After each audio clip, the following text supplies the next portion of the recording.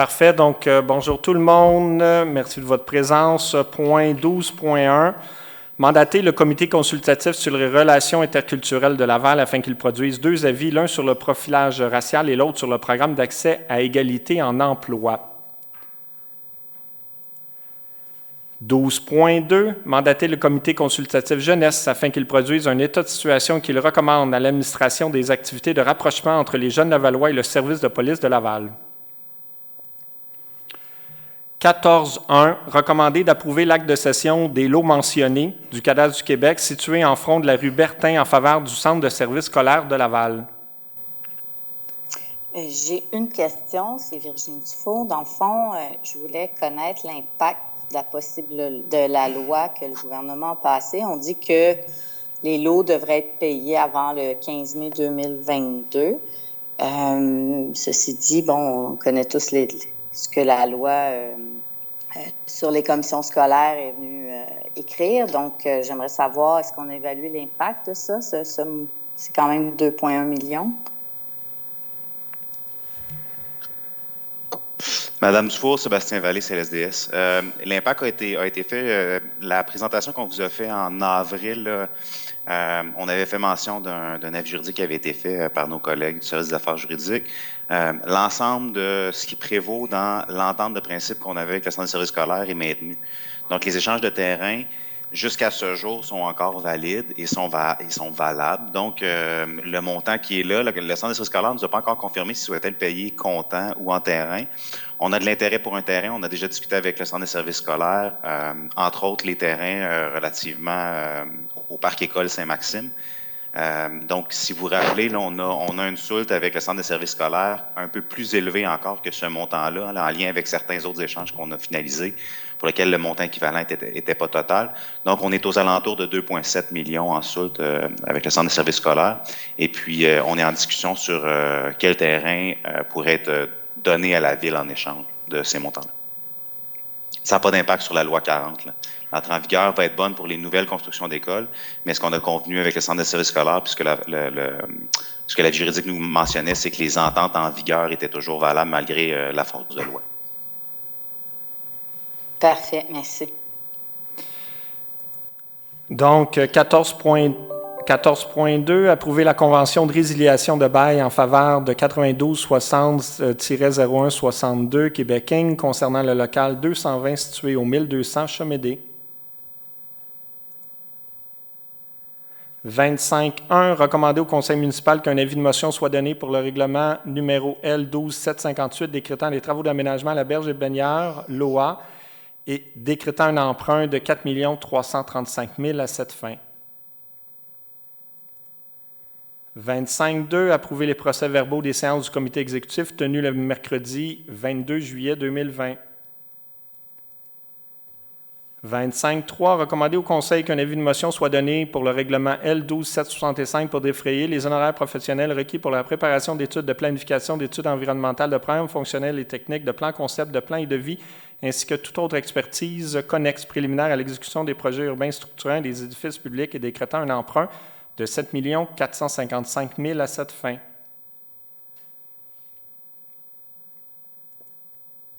« 26.1. Autoriser un mandat professionnel d'un développeur.net lot 3 à la firme conseiller en gestion et informatique CGI dans le cadre de l'entente cadre SP 29-398 pour le projet construction de la cour municipale au montant de 88 176. 28.1. Adopter le règlement numéro L12770 modifiant le règlement numéro L11634 créant une réserve financière dans le but de réduire l'emprunt nécessaire à la réalisation des travaux de construction de l'échangeur Val-des-Brises. J'ai une question. Allez-y. Le montant qu'on réserve semble passer là, de 25 à 38 millions. Je me disais, est-ce qu'il y a des éléments nouveaux par rapport à ce projet-là où les estimations sont plus précises là, pour se rendre à la demande là, de recommander un montant de 38 millions? Oui, c'est Raymond Leblanc aux finances. je peux laisser mes gens à l'ingénierie répondre également, mais du point de vue financier, on avait validé, puis que le montant revisé était jusqu'à la hauteur de 38 millions. La réserve en tant que telle, son prolongement, c'est-à-dire la taxation sectorielle, nous amènerait à 33 millions 30 000. Si on tient compte des intérêts, puis on sait très bien que les intérêts peuvent varier en montant, il y a un petit écart, l'écart de 33 à 38, dont la réserve aurait un solde de 33 millions à la fin de 2023, suite au prolongement de cette réserve. Vous allez peut-être vous rappeler aussi qu'il y a un règlement d'emprunt qui est associé à cette réserve pour venir combler la différence. Donc, en plus de ça, il y a eu aussi les contrats qui ont été octroyés pour les travaux qui ont été octroyés il y a quelques je pense au dernier conseil, je crois. Donc, simplement pour vous dire que oui, il y a une augmentation, puis on en tient compte dans la réserve et aussi avec le règlement d'emprunt s'il y avait un dépassement par rapport au solde de la réserve. Du côté de l'ingénierie, je n'ai rien à ajouter. C'est parfait. Et du côté de la taxation, donc, si je comprends bien, on vient réduire le ratio. Qu'est-ce que ça, pour les citoyens, est-ce que ça représente une baisse? Et si oui, pouvez-vous préciser en pourcentage comment ça peut représenter là, par rapport à un compte de taxe ou par rapport à l'augmentation qui était projetée? Parce que, je peux vous le donner, oui, c'est Raymond Leblanc au final, je peux vous le donner globalement. Le montant annuel qu'on taxe présentement est de 2 44 493 $. C'est ce qu'on taxe en 2020.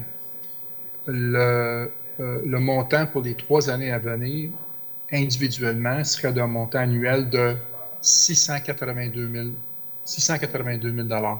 Donc, on parle d'une baisse. On parle d'une baisse de quasiment de 1,3 million.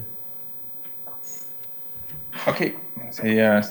C'est des chiffres qui me parlent plus. Là. Merci beaucoup pour la précision. Bienvenue. Ça va, M. Borne? Oui, merci beaucoup.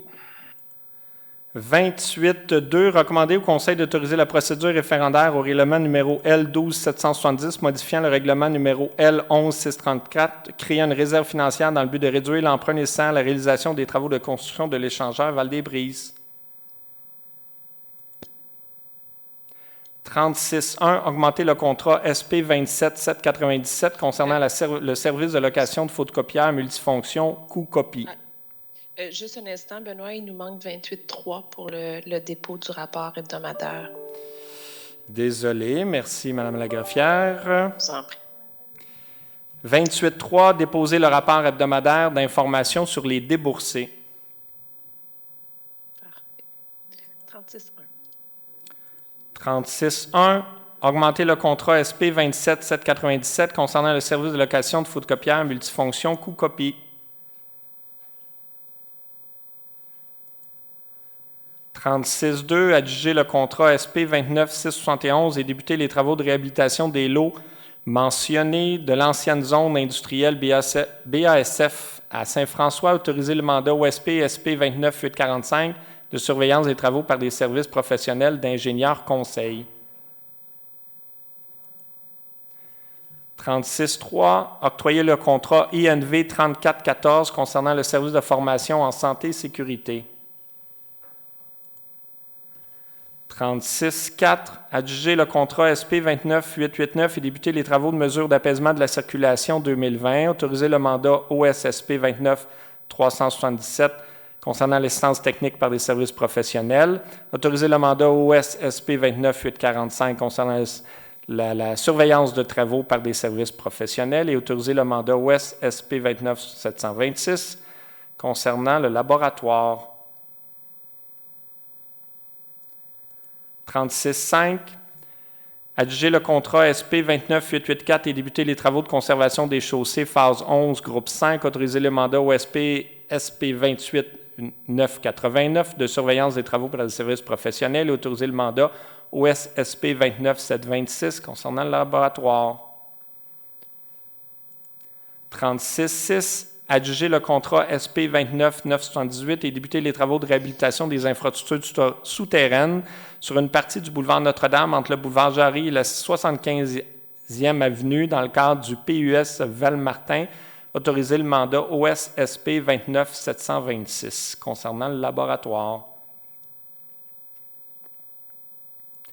36.7. Demander des soumissions par voie d'appel d'offres public SP 30-074 concernant l'acquisition et livraison de produits chimiques pour les stations d'eau potable et eau usée. 36.8. Augmenter le contrat EXE 0349 concernant la fourniture de pièces et services pour des équipements Camoplast.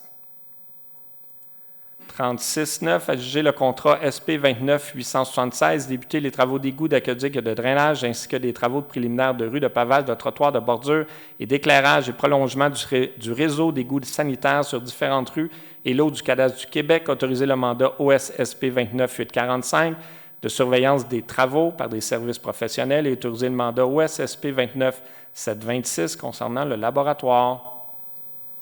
Monsieur Colette, c'est Nicolas Barre. Tout d'abord, je voulais remercier les services là, pour avoir fait avancer ce dossier. Là, c'est concernant la rue Les Saules et les gens, les citoyens du secteur vont être très heureux là, de voir que le contrat, en plus, est adjugé en bas des estimations. Le contrat est pour une période de 3 ans. Est-ce que c'est possible de m'envoyer sommairement les grandes étapes? Ça peut être fait par la suite. Là, j'en ai pas besoin tout de suite. Pour votre information, M. Borne-Hélène Bourdeau, les contrats vont être faits sur 2 ans. Et le troisième, alors pour votre information, là, le contrat va être réalisé sur 2 ans et non 3. C'est 2 ans, parfait. Oui, merci beaucoup. Merci. 36.10. Demander des soumissions par voie d'appel d'offres public SP 30-076 concernant les services d'une firme spécialisée en nettoyage après sinistre et construction. 36.11. Adjuger le contrat SP 29-844 et débuter les travaux de traitement de fissures sur différentes rues de la Ville de Laval, programme 2020 à 2022, et autoriser le service de l'ingénierie pour exécuter la surveillance des travaux. J'ai une question. En fait, c'est plus pour le greffe. Je me demandais pourquoi on ne voit pas les octrois précédents, parce qu'on dit bien dans le sommaire décisionnel, c'est un contrat qu'on donnait à tous les ans. Mais on ne le voit pas dans le sommaire décisionnel, les décisions précédentes. Donc, on n'est pas capable de comparer l'adjudicataire avec les précédents. C'est Valérie. En fait, là, je me souviens plus du contenu. Ce que je peux faire, probablement que ça nous est arrivé du service de cette façon, mais ce qu'on peut faire, c'est que je pourrais vous envoyer les résolutions par courriel. Est-ce que ça vous convient? Bien, en fait, c'est pas nécessaire, mais c'était juste pour comprendre là, pourquoi on ne le voyait pas, parce que moi, je trouve ça intéressant là, de comparer les adjudicateurs, voir s'il y a une rotation, c'est toujours le même. J'ai pas de raison particulière. C'est qu'il nous est arrivé comme ça, puis probablement qu'on n'a pas réagi là, à demander des précisions sur les anciens. Je ne sais pas s'il y a quelqu'un au niveau du service qui a plus d'infos que moi. Là. Oui, bonjour, Mourad Ouazen, service de l'approvisionnement. En fait, le comparatif, on le fait essentiellement au niveau des montants qui sont rentrés à titre de proposition des différents soumissionnaires par rapport à notre estimé. Et notre estimé, il est essentiellement fondé sur l'historique, donc des transactions antérieures, plus évidemment les tendances du marché. C'est un peu ça le comparatif, si vous voulez, qu'on fait et qui semble être recherché par Madame Dufour. Mais il n'y a pas de problème, on pourrait mettre éventuellement les résolutions. Ça, c'est juste de comparer, est-ce que c'est toujours le même adjudicateur aussi? Oui, je comprends. Okay. C'est-à-dire, il n'y a pas de problème, on pourrait les mettre, mais ça alourdirait considérablement le sommaire. Hein. Parce c'est que d'habitude, on les voit comme dans des décisions précédentes. Là. C'était là-dedans. C'est pour ça que je parlais. Je me demandais à Mme Maître Tremblay. Je m'excuse, j'ai eu un bug de système et j'avais une question au 36.2 que je ne pouvais pas voir, mais que là, j'ai vu. Donc, je ne sais pas s'il est trop tard pour la poser, mais c'est pour les approvisionnements. En fait, c'était par rapport à l'écart entre l'estimation sur 2 items. C'est quand même, on dit 44% de l'écart qui est avec l'estimation est concentré sur 2 items. l'excavation notamment là, de deux choses. Donc, je me demandais, est-ce qu'on va s'assurer dans ce dossier-là que, vu que ça a été très agressif et que c'est en deçà de notre estimé, est-ce qu'on va s'assurer que la disposition des matériaux se fasse adéquatement? Comment on va le faire? Bien, en chantier, Mme Dufour, Hélène Bourdeau, oui, en chantier, effectivement, on va valider. C'est toujours validé en chantier, donc on va s'assurer de faire les vérifications nécessaires. Mais on valide en chantier, mais c'est vu qu'il y a eu dans les derniers mois des articles sur des entreprises qui disposaient à coût très compétitif, mais dans le fond, ils allaient domper ça dans des terres agricoles à Mirabel. Ce que je me demandais, est-ce qu'on a une façon de valider où est-ce que ça s'en va, nos matériaux? Là? C'est quand même... Oui, en principe, on reçoit des bons de livraison, donc on va les valider. Parfait, merci. Merci. Nous retournons à ce moment au 36-12. 36-12, résilier le contrat SP 29-040 concernant la location d'un système de gestion intégré pour les produits et services de téléphonie incluant le support et la mise à l'essai. 36-13, demander des soumissions par voie d'appel d'offres public SP 29-470 concernant les travaux de décontamination du bâtiment situé au 1 rue de Nevers.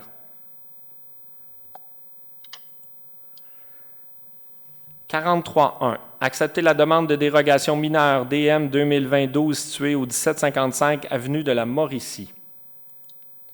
43.2. Accepter la demande de dérogation mineure DM 2020-13 située au 41 66e avenue.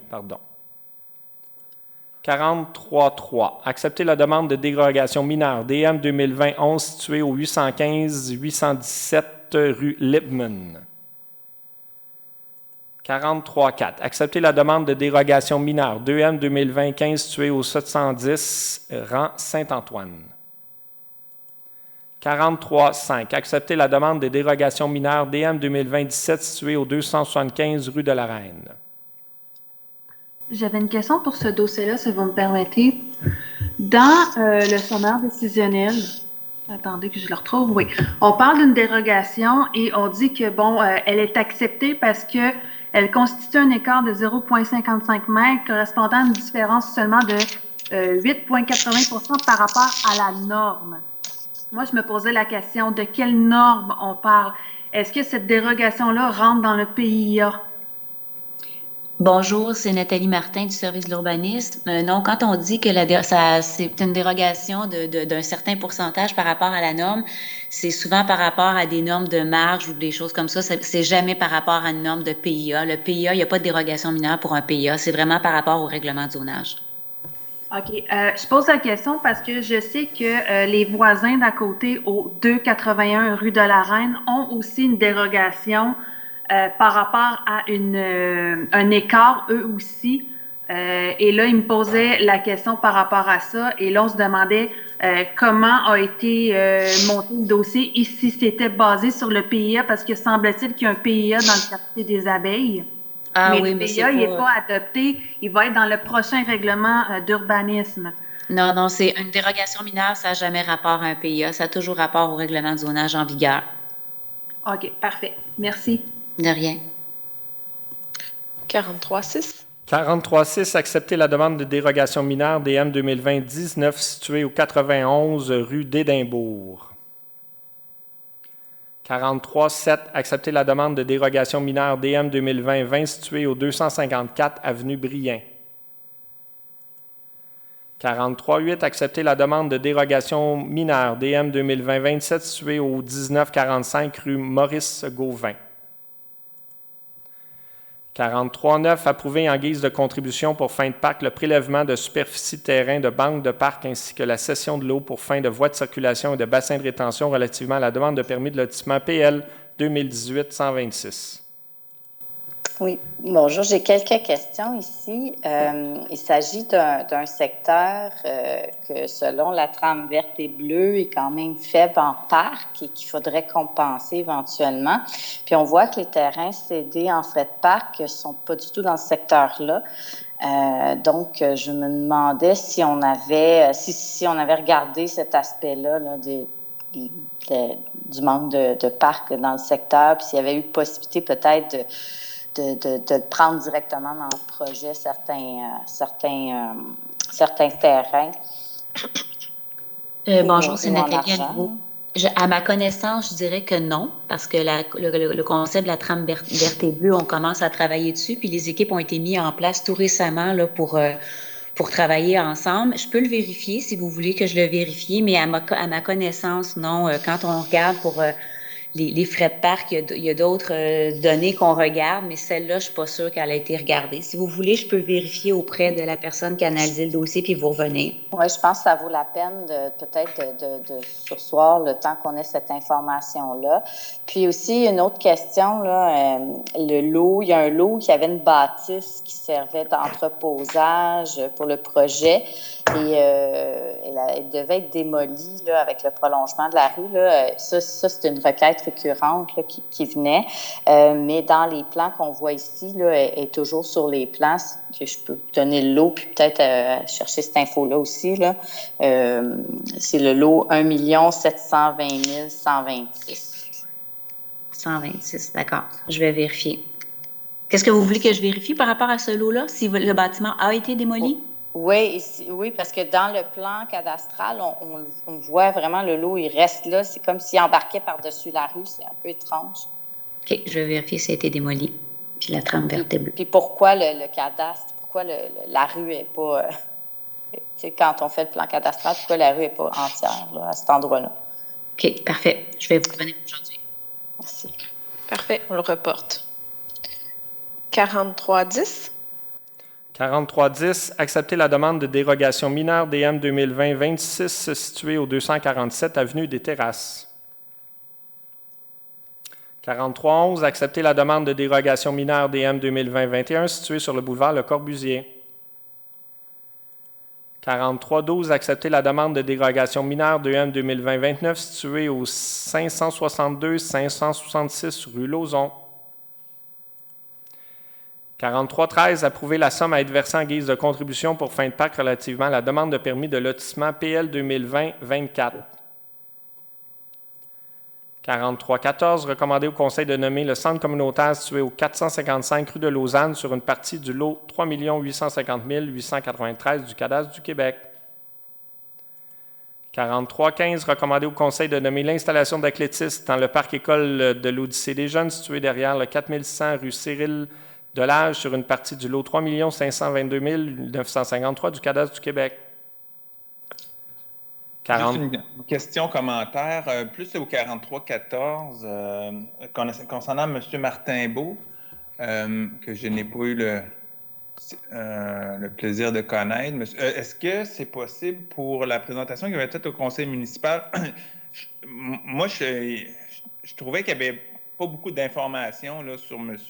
Martin-Beau, outre le fait qu'il est un ancien employé. Moi, si vous êtes en mesure de venir bonifier cette section-là pour la séance du conseil, ce serait intéressant parce qu'il y avait quelques lignes, mais c'était quand même sommaire là, pour une nomination. Là, je trouve que c'est un geste important de nommer quelque chose pour plusieurs années. Et si vous êtes en mesure de bonifier, je pense que ça va être bon pour le conseil public en général. Si c'est Valérie, si je bonifie, je dois le retirer, on doit le retourner, puis ça irait probablement juste en septembre. Si vous voulez que ça soit écrit. Ça peut être transmis différemment. Là. Monsieur le maire a demandé une intervention. Bon, on peut le bonifier dans la présentation. Yannick, qui est président du comité de toponymie, peut prendre la parole et le bonifier pour retarder. En fait, compte, Régent Martin-Beau a fait carrière à Ville-de-Laval. Il a succédé à M. Arthur Lessard au niveau des sports et loisirs. Et évidemment, il est un des responsables de l'évolution du service des sports et loisirs et de la structure qui existe à l'heure actuelle à Ville-de-Laval. Alors, je pense que la bonification, si Yannick, tu es à l'aise, pourrait venir, que tu prennes la parole au conseil municipal et exposer tout ça. Et si tu as besoin de plus de détails, ben Benoît a fait carrière avec, a bien connu Régent, comme moi je l'ai connu quand j'ai été directeur de la mission Laval des Jeux du Québec. Là, on transigeait avec Régent régulièrement. Alors, il a fait un apport considérable à Ville de Laval. Ben, je suis à l'aise, Monsieur le maire. Là, c'est sûr que je pourrais avoir un peu plus de détails, mais il y a déjà quand même beaucoup de détails dans le sommaire décisionnel. Mais oui, ça serait intéressant d'avoir une photo aussi, si c'est possible, qu'on pourrait afficher pendant l'acceptation du point au Conseil. Ça serait pertinent. Merci. D'accord. Parfait. Benoît prend des notes de tout ça, puis merci. Oui, tout à fait. On va bien de vous documenter le dossier, puis on s'occupe de la photo. Merci. 33-16. 43-16, recommander au Conseil de nommer la maison classée immeuble patrimonial par le ministère de la Culture et des Communications située au 75 boulevard Saint-Martin-Ouest sur une partie du lot 1653632 du cadastre du Québec. 43-17, accepter la demande d'un plan d'implantation et d'intégration architecturale PI 2019-251 situé au 28 rue Hotte. 43-18, accepter la demande d'un plan d'implantation et d'intégration architecturale PI 2020-50 situé au 1293 rue du Chalutier. 43-19, approuver la somme à être versée en guise de contribution pour fin de parc relativement à la demande de permis de construction PN 2020-116.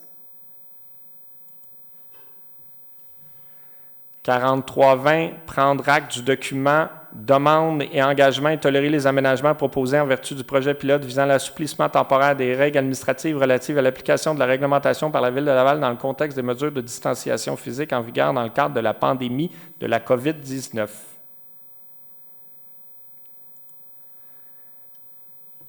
51, modifier l'entente intervenue entre Ville de Laval et Construction Betaplex pour le MOP 34042, phase 2, concernant les travaux d'égout, d'aqueduc, de drainage et de préliminaires de rue dans le prolongement de la rue Antoine-Devin. 52, autoriser un mandat professionnel pour les services de recherche scientifique afin de réaliser, de documenter un suivi de performance des nouvelles saillies de trottoirs végétalisés drainantes à construire sur l'avenue Albert Murphy et sur la rue Berlier.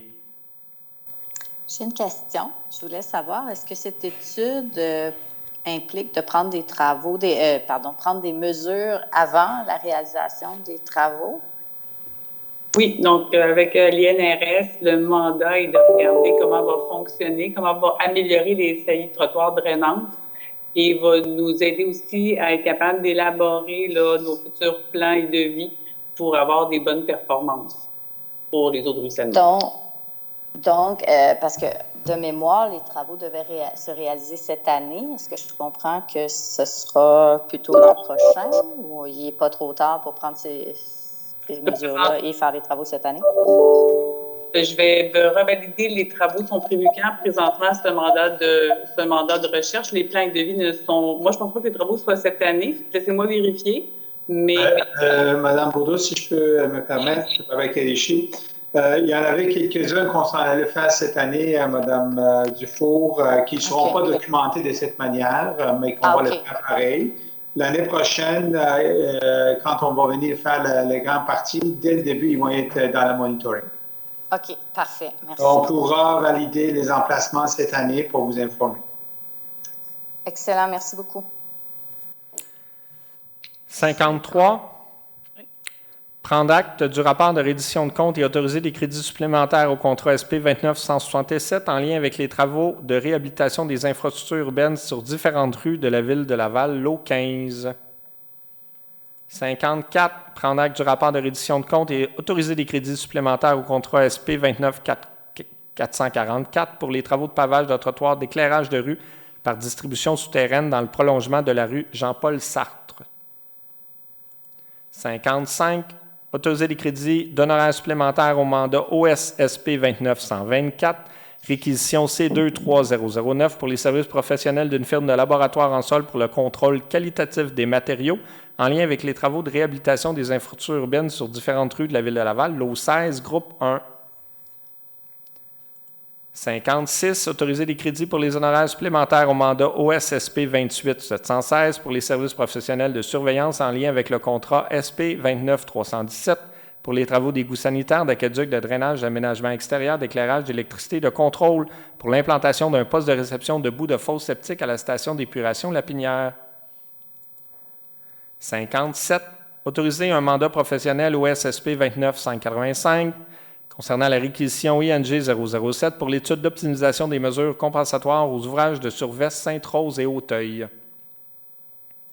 58. Permettre une mesure d'apaisement de la circulation comprenant l'installation de balises de signalisation ainsi que de marquage sur la rue Damien-Cyr. J'ai une question. En fait, il y a un dossier ouvert pour ce projet-là depuis quelques années. Et on parlait d'un dos down. En fait, c'était les demandes qui venaient des citoyens, c'était d'acheter des dos down. Et là, je vois qu'on veut mettre des balises au centre de la chaussée. Par contre, depuis 2 ans, il y a des bollards qui réduisent la traverse vers le parc, mais ça n'a pas vraiment d'impact là, sur la vitesse et les plaintes. Donc, et puis elles sont généralement installées assez tardivement. Là. D'ailleurs, cette année, j'imagine que c'est à cause des plans qu'on voit là, parce qu'il y en a pas cette année encore d'installés. Donc, et là, les enjeux, c'est aussi en hiver. Puis ça, ce genre de balises-là ne sont pas maintenues en hiver. Donc, je me demandais si on avait regardé l'option du dos down, parce que moi, j'avais eu une réponse il y a quelques semaines, comme quoi que les plans et devis s'en venaient à la demande de dos down. Donc, j'étais un petit peu surprise de voir ces plans-là. Et peut-être une autre question aussi, là, c'est, sur le plan, on parle d'interdiction de stationnement qui devrait être indiqué au plan, mais je ne les vois pas. Donc, c'est ça que je voulais peut-être... En tout cas, peut-être qu'il faut reporter pour avoir plus de réponses là, à ces questions-là. Moi, selon l'étude qui a été faite sur la rue, donc, étant donné que c'est une rue collectrice, donc on privilégie ici l'essai de 3 balises cette fois-ci, donc à répétition sur toute la longueur de la rue, ainsi que le marquage du stationnement. Donc, en principe, dans la réduction de vitesse qui est atteinte là, avec les 3 balises plutôt que dos down, qu'on ne met pas sur une collectrice présentement, mis à part là, devant les écoles et devant les parcs. En principe, on devrait s'attendre à une réduction de vitesse là, qui varie à peu près entre 5 et 7 km/h. Donc, on va le tester. C'est les premières qu'on installe sur le réseau. On va regarder l'efficacité de cette mesure-là. OK, on va regarder, mais on va regarder combien de temps, parce que la demande était justement pour mettre le dos down près du parc. Donc, le dos down près du parc, je vais vous revenir parce que devant les parcs, il y a une autre étude qui est en parallèle où on regarde tous les parcs et toutes les écoles de la ville pour aller y implanter la possibilité de dos down partout. Alors, ça, c'est complémentaire. OK. Puis, une question, quand on met ce genre de balises-là, on peut s'attendre qu'elles soient installées quand exactement dans l'année, de façon générale, là, dans une année courante? De quel mois à quel mois on les voit? Alors, en principe, une fois que le réseau routier est nettoyé et que le marquage a été rafraîchi, les bollards ou les balises se font installer immédiatement. Donc, on part dans les environs habituellement au 15 mai. En principe, si on n'est pas en période d'inondation, là, et si les travaux publics sont disponibles, en principe, en 15 mai, c'est fait et c'est enlevé au 15 novembre. OK. Donc, de là, mon point, que le problème, c'est la période scolaire. Et là, on les installe quand l'école finit et on les enlève quand l'école recommence. Je voulais soulever le point, là, parce que l'enjeu, c'est vraiment avec la période scolaire. C'est pour ça que les gens demandaient un dos down, pour que ce soit permanent, même en hiver, vu qu'il y a beaucoup d'enfants qui se rendent à l'école. Donc, là, on peut passer celui-là, mais moi, je ne suis pas convaincue que ça va régler la situation entière. Ce que je comprends, Mme Dufault, c'est que vous acceptez d'autoriser le point. Ceci étant dit, vous demandez là, aux services concernés là, de tenir compte de vos commentaires là, pour les prochaines mesures. Exact, merci. Bon, on prend bonne note, M. Colette, puis on va regarder ça en détail, la situation. Puis on vous reviendra, Mme Dufour, sur ce dossier. Merci. 59. 59, ajouter la signalisation pour du stationnement interdit ainsi que d'ajouter le marquage pour la piste cyclable face au 2465 boulevard Saint-Martin-S. Monsieur Colette, le point 53 est reporté. Tout à fait. Reporté à la séance du huis clos. Oui. 54.1. 54.1, déposer un rapport intérimaire de reddition de compte, contrat SP 29522 concernant des travaux de réfection majeure du chalet et de la piscine Chénier. 54.2, approuver des crédits supplémentaires au mandat initial, honoraire professionnel, architecte, soumission OSSP 29568 concernant des travaux de réaménagement des bureaux du service des ressources humaines au 2e étage, du service de l'évaluation au 4e étage et mise aux normes du 10e étage, au 1333 boulevard Chemédé. 55.1, mandater le service d'affaires juridiques pour entreprendre les procédures légales afin de faire cesser les nuisances au 2345 rue de Tolède.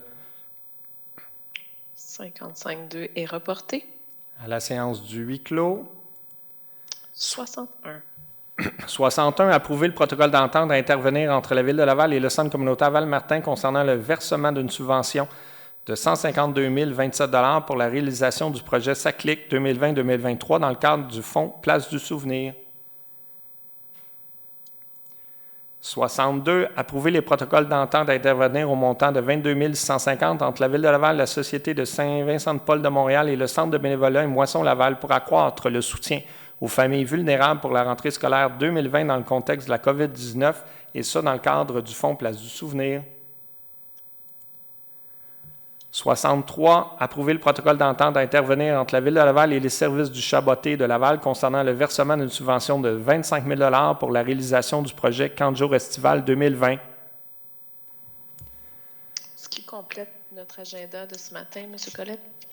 Parfait, M. le maire. Oui, peut-être garder quelqu'un de l'ingénierie concernant une question, un courriel que j'ai reçu hier soir là, concernant un stationnement. Alors, pour le huis clos, juste l'information qu'on a besoin au niveau de l'ingénierie. Parfait, excellent. Donc, merci à tout le monde. Madame Bourdeau, vous êtes conviée à la séance du huis clos et également là, le personnel concerné par les points 53.1 et 55.2. Là, nous allons débuter la séance du huis clos avec ces points. Merci. Monsieur Colette, ça va-tu être transmis, les invitations pour le huis clos? Oui, on va s'occuper de ça. Merci. Oui, on va t'appeler, Annie. C'est bon. Vous allez m'appeler aussi? Oui. Merci, au revoir. Merci, au revoir.